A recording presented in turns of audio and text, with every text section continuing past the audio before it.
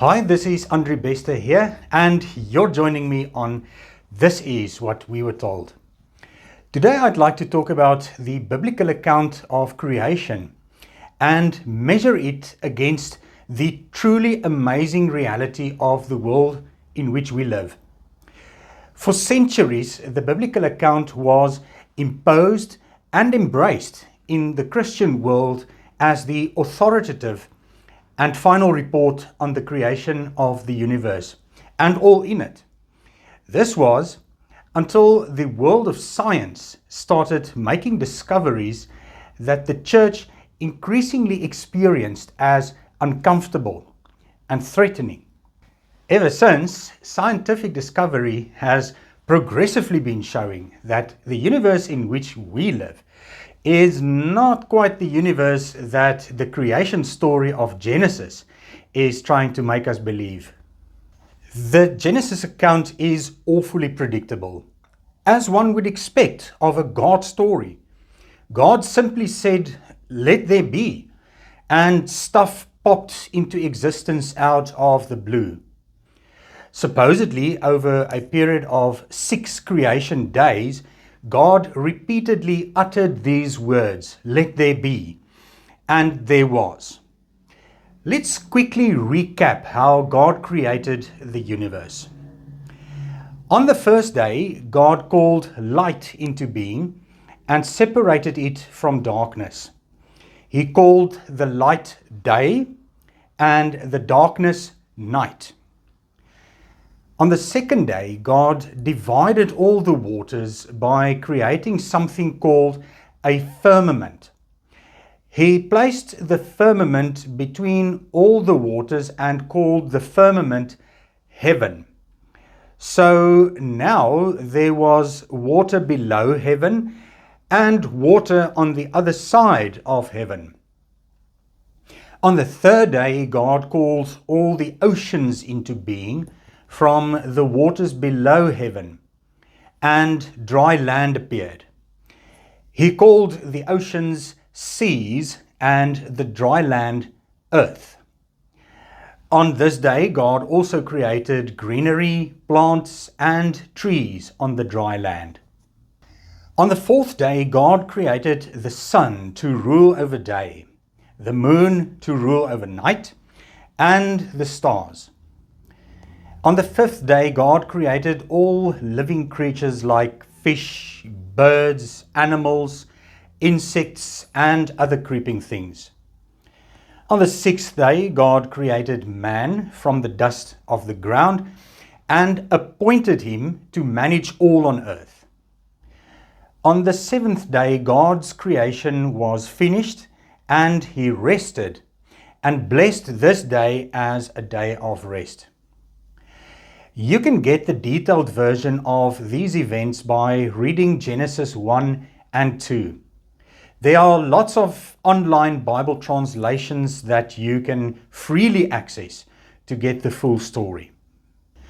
This account may sound impressive to some, but in reality it buckles under the weight of evidence that proves something totally different. Evidence that is really easily accessible to all of us. And this evidence does not require a detailed scientific understanding, just plain old common sense. Let's just have a look what we're dealing with. On the first day, God supposedly created day and night. Now, for the entire existence of humankind, we have never doubted that daylight comes from the sun shining down on us. Nighttime arrives when the sun dips below the horizon. So to hear about God creating day and night sounds perfectly fine. That is, until we read that the sun, moon, and stars were created on the fourth day. So where did the day and night come from for the first 3 days? I recently heard an interesting theory about this, advanced by a Christian astrophysicist. Apparently, in early times following the Big Bang, the universe was bathed in a kind of cosmic glow. This period is known as the radiation-dominated era. The theory is that this glow was the source of light before creation of the sun. This also may at first glance sound perfectly reasonable.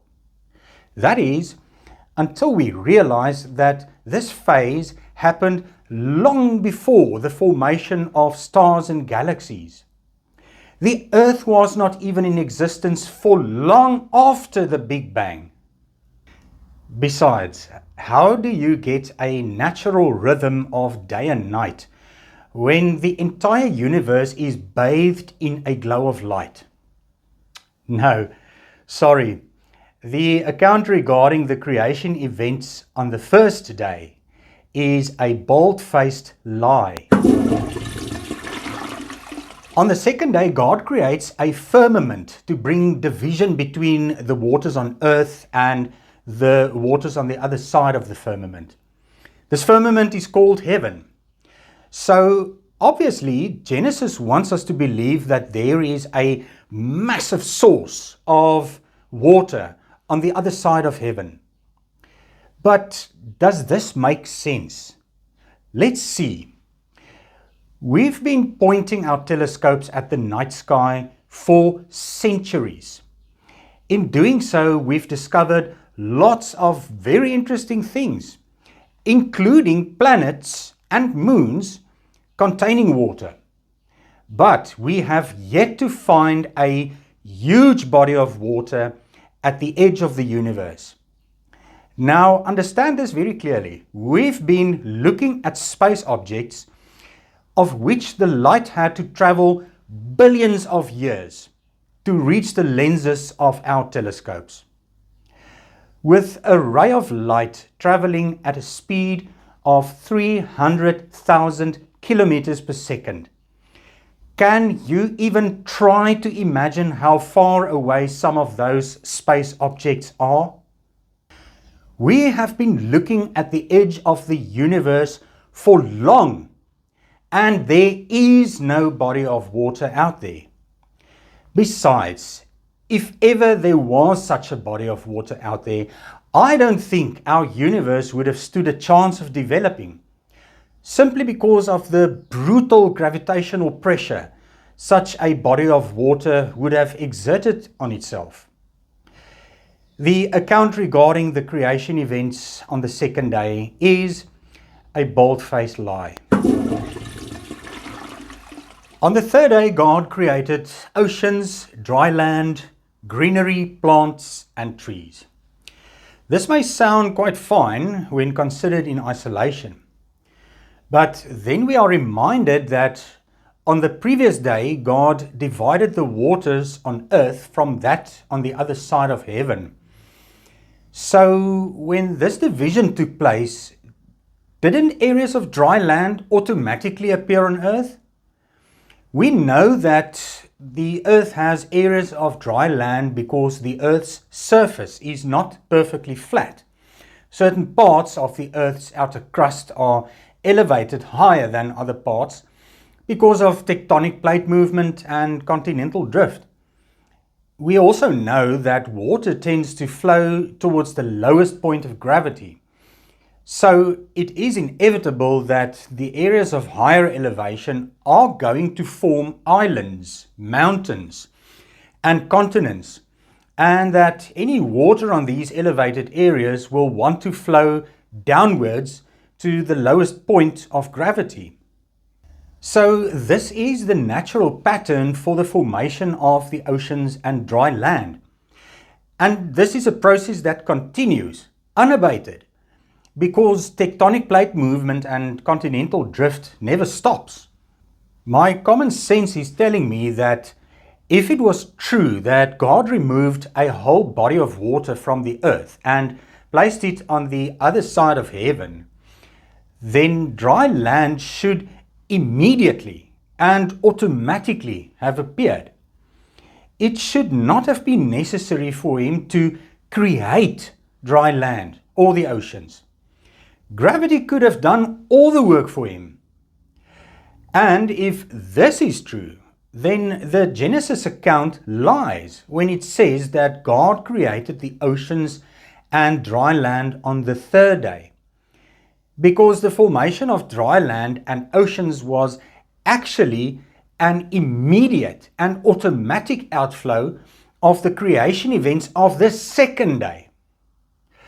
Besides, talk about getting the sequence of creation events mixed up. God created greenery, plants and trees on the same day. All of them life forms that require sunlight to live. But hang on, we do not have any sun yet. This only comes on day 4. The creation of the sun, moon and stars on the 4th day is truly bizarre. The amount of lies and inconsistencies associated with this creation event is simply staggering. First of all, Genesis wants us to believe that the earth is older than the sun, moon and stars. According to the Genesis report, the earth was already in existence and populated by plants when God created the sun, moon and stars. The fact is that the earth is not older than the sun, moon and stars. On the contrary, the earth is quite a bit younger than the sun and billions of other stars. The biblical account is a lie. You see, in the natural order of things, planets form around a parent star. They form from the space material left over from the formation of the parent star itself. This space material orbits in an accretion disk around the parent star, and over a period of millions of years, gravity does the job of bringing that drifting material together to form a body, whether a solid body or a gaseous body. So without the sun, there could never have been an earth or the moon. I'm sure there will be planets out there that are drifting without a parent star, but I believe this will be the case where such planets orbit around a former parent star was disrupted significantly enough to fling that planet out into empty space. But this will be the exception. Our own solar system is a good model to illustrate the formation of a planetary system around a parent star within a relatively stable environment. Secondly, Genesis wants us to believe that the sun, moon and stars are only 6,000 years old. This one might require you to do some Bible reading if you want to verify my statement. But if you are willing to consider the summarized version, here's where I get this number from. From creation up to Moses' time spans a period of about 2,700 years. The Bible provides sufficient clues to calculate this period. Then you have approximately 1,300 years up to the birth of Christ. From the birth of Christ up to today, we have a further 2,000 years. 6,000 years in total. So Genesis clearly supports a young earth narrative. That is, unless a day in Genesis means something different than what we understand it to be. We'll look into this in a moment. In the meantime, we have already established the age of the universe to be around 14 billion years. We've established the age of the earth to be around 4.6 billion years. These are not thumbsuck numbers. They are based on established science and good old maths.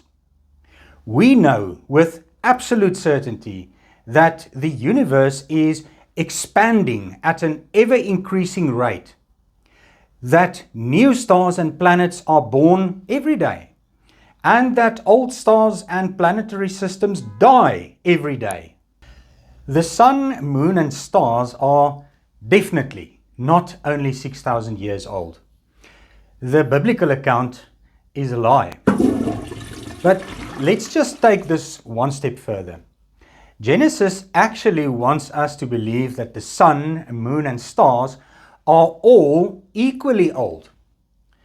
After all, if they have all been created on the same day, they should all be equally old. Not so? The fact is that each heavenly body out there has its own age. Some of them formed quickly in cosmic terms, while others took billions of years to attain the form in which we see them today. And some of them are still being formed.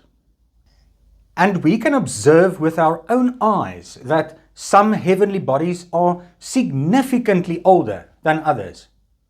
There are countless stars out there about to die because they've exhausted their fuel supply, whilst others are only now being born. The sun, moon, and stars are definitely not equally old. The biblical account is a lie. Lastly, Genesis wants us to believe that the sun rules over day and the moon over night. But the sun does not rule over day. The earth rules over day. The sun is just a very necessary partner. It is simply the earth's rotation on its own axis that makes it appear as though the sun rises in the morning, travels across the sky during the day, and sets on the horizon at night. If the earth did not rotate, the sun could have done its level best, but it would not have been able to rule over day. Similarly, the moon doesn't rule over night. In fact, if you track the moon over a period of a lunar month, you'll notice that the moon is observable as much during daytime as during nighttime. The Genesis account is a lie. And then we get to the fifth day of creation. All of a sudden, all living creatures pop into existence out of thin blue air. The one moment we have a planet deathly quiet, with only plants and trees softly swaying in the breeze, and the next moment the place is bustling with the activity of animals. I guess we can test the veracity of this narrative against the fossil record, eh? If all the animals came into being on the same day, I think we may expect from the fossil data to show us fossils of all the animals we are familiar with in all the rock strata. Not so? I think this is reasonable. After all, we know that the different layers of soil and rock in the Earth's crust represent different time periods in the Earth's history. The deeper levels have been deposited long ago, and the shallower levels have gradually been added on top. So, if all the animals were created on the same day, logic dictates that we should be able to discover their fossils randomly spread in all the different layers. But, oh dear, the fossil record tells us something completely different. It tells us that the development of life on Earth, including plant life, was an arduous process that was repeatedly interrupted by devastating extinction events. It tells us that life started really small and really simple, and then gradually, over billions of years, developed into ever-increasing complexity and diversity. And just when things started rolling, another extinction event would happen and wipe the slate clean. Of all the life forms that ever found a home on Earth, since the start of life around 3 billion years ago, a whopping 99% have gone extinct. Let that sink in. Even Homo sapiens at one time faced the possibility of extinction. The Earth witnessed at least 6 major extinction events, after which life had to start again from scratch. The Bible teaches nothing of this. The Bible teaches about a single creation event. And yet, here we sit with the hard, undeniable, contradictory evidence. The biblical account is a lie.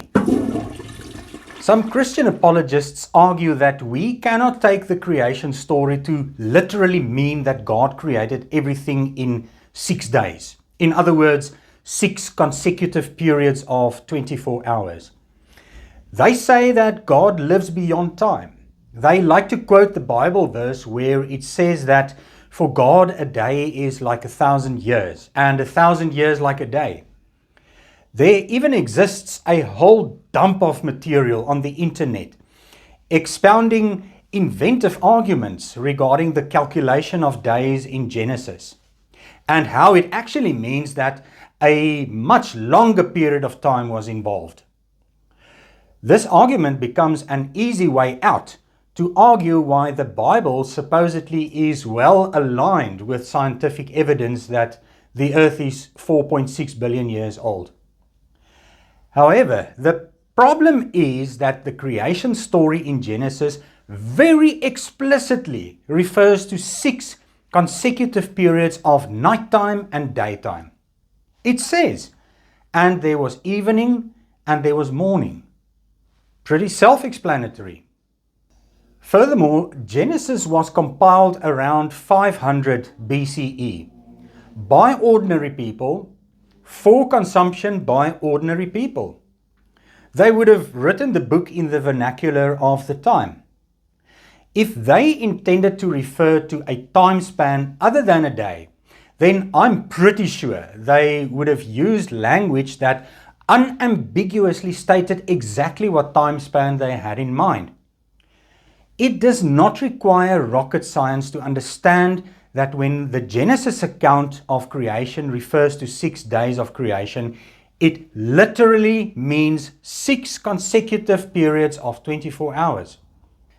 And unfortunately for Genesis, the geology conclusively proves that Earth was home to a multitude of different life forms at different eras of time, spanning over 3 billion years. This should then sink the Christian apologists' imaginative explanation for why the Genesis account supposedly is aligned with the Earth's geological history. Maybe just a word in closing regarding the 7th day of creation. Genesis tells us that God ended his work on this day and blessed this day as a day of rest. So if this statement is true, I guess we may expect to find that there is no more creation events occurring. Correct? Everything that was to be has been created. Nothing left still to be created. But is that true?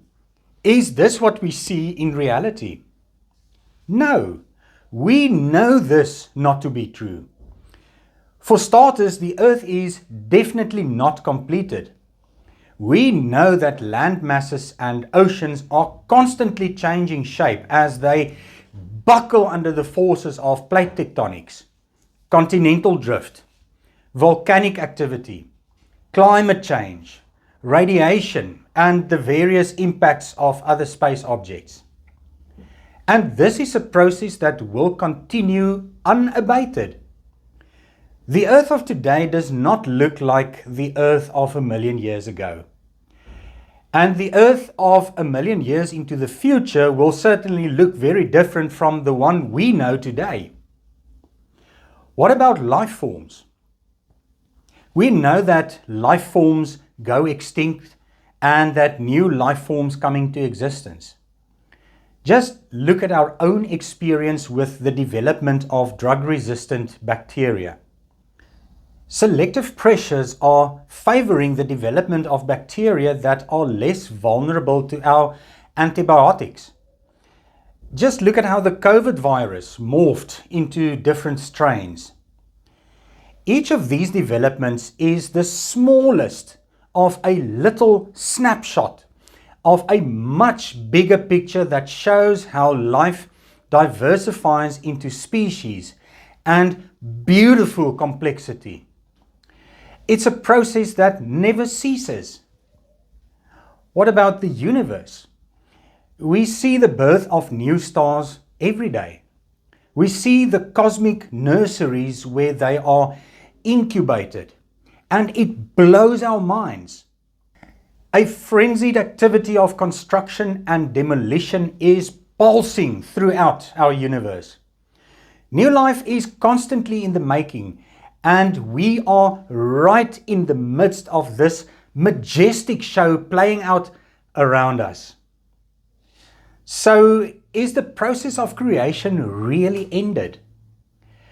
Thankfully, we have a very clear and definitive answer to this question. No. The Genesis account is a lie. We see creation still happening all around us. Friends, on this channel I talk about issues of faith and religion that seriously challenged my belief in the integrity of the Bible. In 2020, I published a book on my spiritual journey called This Is What We Were Told. My book is aimed at challenging people to dare to look beyond the boundaries of faith and to take in the bigger picture of the wonder of life. I provide some food for thought for others who might be finding themselves in a spiritual dead end and who are looking for a more meaningful understanding of the world in which we live. On this channel, I'm giving viewers a taste of the topics I cover in my book. On this channel and through my book, I am aiming to awaken people to the wonders of life playing out right around them, just beyond the boundaries of faith. If you're interested in a copy of my book, mail me at the address on the screen and I'll be in touch. Have a lovely day.